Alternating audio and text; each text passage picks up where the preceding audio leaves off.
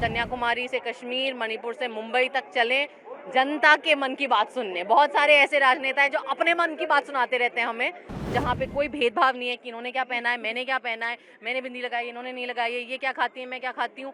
ये सब छोड़ के हम सब हिंदुस्तानी हैं। जो हमारे भगवानों का नाम ले लेकर जिस तरीके से नफरत हो रहा है और जिस तरीके से पाप हो रहा है, आप हमारे भगवान का नाम लेकर अगर कत्ल कर रहे हैं तो इससे बड़ा पाप नहीं है। मैं एक हिंदू होने के नाते मैं समझती हूँ ये सरकार का कंसर्न सिर्फ अपनी सत्ता है और अपनी कुर्सी है और अपनी मार्केटिंग करना और फालतू के झूठ फैलाना है। मुझे लगता है कि ये बहुत ही जो उन्होंने ये दोनों भारत जोड़ो यात्रा जो उन्होंने करी है वो बहुत ही प्रशंसनीय है। और मैं नहीं समझती मेरे जहन में कोई दूसरे ऐसे राजनेता हों जो मतलब सही में देश का कोना कोना, कन्याकुमारी से कश्मीर, मणिपुर से मुंबई तक चलें जनता के मन की बात सुनने। बहुत सारे ऐसे राजनेता हैं जो अपने मन की बात सुनाते रहते हैं हमें, लेकिन मुझे लगता है राहुल गांधी जी की खासियत ये है कि वो सही में जनता के मन की बात सुनते हैं, लोगों से मिलना चाहते हैं, जुड़ना चाहते हैं।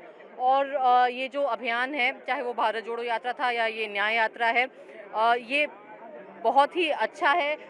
हम एक ऐसे समय में रह रहे हैं जहां बहुत अक्सर हताशा होती है, निराशा होती है, लेकिन इस किस्म की का जो प्रयत्न है वो उम्मीद देता है। और मुझे लगता है ये ऐसा दौर है जहां हम अफोर्ड नहीं कर सकते निराशा और हताशा। उम्मीद हमारी मजबूरी है और हम उस उम्मीद को पकड़ के जिस हिंदुस्तान में हम पले बढ़े थे, जो हिंदुस्तान हमें याद है, जो इतना खूबसूरत हिंदुस्तान है, था और रहेगा, जहाँ पे कोई भेदभाव नहीं है कि इन्होंने क्या पहना है, मैंने क्या पहना है, मैंने बिंदी लगाई, इन्होंने नहीं लगाई है, ये क्या खाती है, मैं क्या खाती हूँ। ये सब छोड़ के हम सब हिंदुस्तानी हैं। और हमें जो विभाजित करने का प्रयत्न हो रहा है, जो आज सत्ता में एक खास तरीके की राजनीति है, जो नफरत की राजनीति है, जो झूठ बोलकर, जो हमें बहलाकर फुसलाकर एक नफरत का नशा कर रही है, जो हमारे भगवानों में ये बोलना चाहती हूँ मैं ये आज इस मंच से आपके जरिए से ये बोलना चाहती हूँ कि जो हमारे भगवानों का नाम ले लेकर जिस तरीके से नफरत हो रहा है और जिस तरीके से पाप हो रहा है,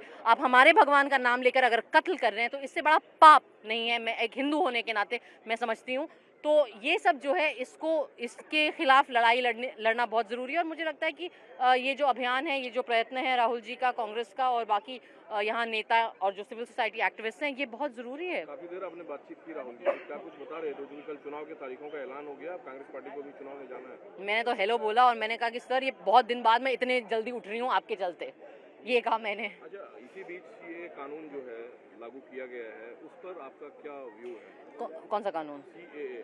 देखिए, सीए तो वो पहले ही ले आए थे। अब उनका इलेक्टोरल बॉन्ड को चलते उनकी उनकी असलियत सामने आ रही है, तो उनको डिस्ट्रैक्ट करने के लिए कुछ चाहिए, तो उन्होंने अब उसकी नोटिफिकेशन और रूल्स निकाल दिए। ये पता है, ये टैक्टिक, ये जनता को बेवकूफ़ बनाने की टैक्टिक ये 10 साल से कर रहे हैं। अब हम लोग समझ गए हैं ये खेला। सरकार का कंसर्न है कि CAA कानून के बारे में लोगों को गलत जानकारी दी जा रही है। ये सरकार का कंसर्न सिर्फ अपनी सत्ता है और अपनी कुर्सी है और अपनी मार्केटिंग करना और फालतू के झूठ फैलाना। इनका कंसर्न जनता के हक या जनता के जो असली मुद्दे हैं वो कतई नहीं है।